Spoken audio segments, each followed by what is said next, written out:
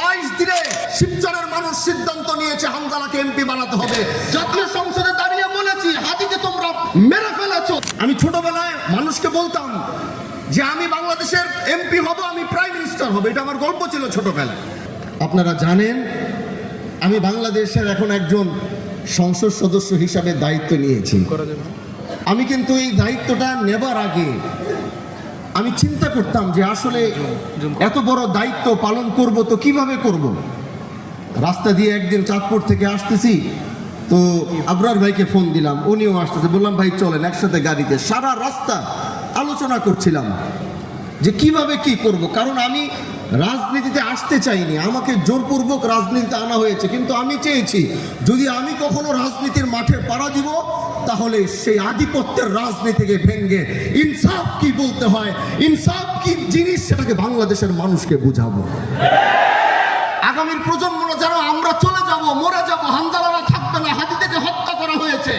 জাতীয় সংসদে দাঁড়িয়ে বলেছি, হাদিকে তোমরা মেরে ফেলেছো। হয়তো আজ আমরা কথা বলছি, কালকে আগামীতে থাকবো না, কিন্তু যে ইনসাফের রাজনীতির সূচনা বাংলাদেশে দিয়ে চলে যাব, প্রজন্ম থেকে প্রজন্ম সেই রাজনীতির ধারণা নিয়ে তারা আগামী বাংলাদেশ পরিচালিত করে।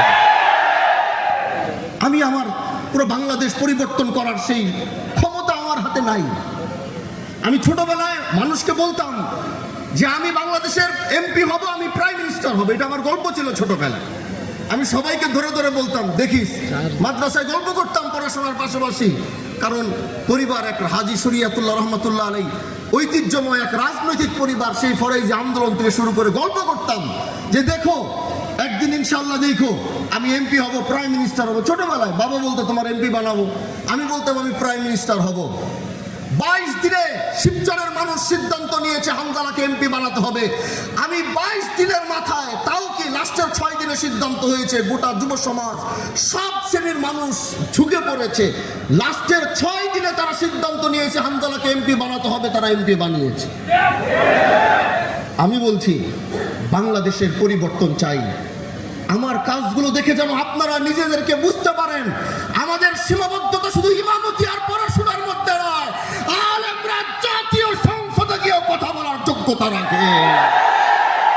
সেই অনুপ্রেরণা আপনাদেরকে দিতে চাই। আপনারাও মনে করে রাখবেন বাংলাদেশ চালানোর সেই হিম্মত, সেই ক্ষমতা, সংসদে দাঁড়িয়ে কথা বলার সেই যোগ্যতা আপনারও আছে। আপনি নিজে সেইভাবে নিজেকে তৈরি করবেন।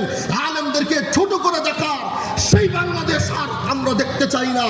আলেমরা মাথা উঁচু করে বাঁচবে, এটাই আগামীর বাংলাদেশ দেখবে। কি বলেন ইনশাআল্লাহ? ইসলাম এন্ড ভোকাল, সত্যের আলো ছড়াই প্রাণে প্রাণে।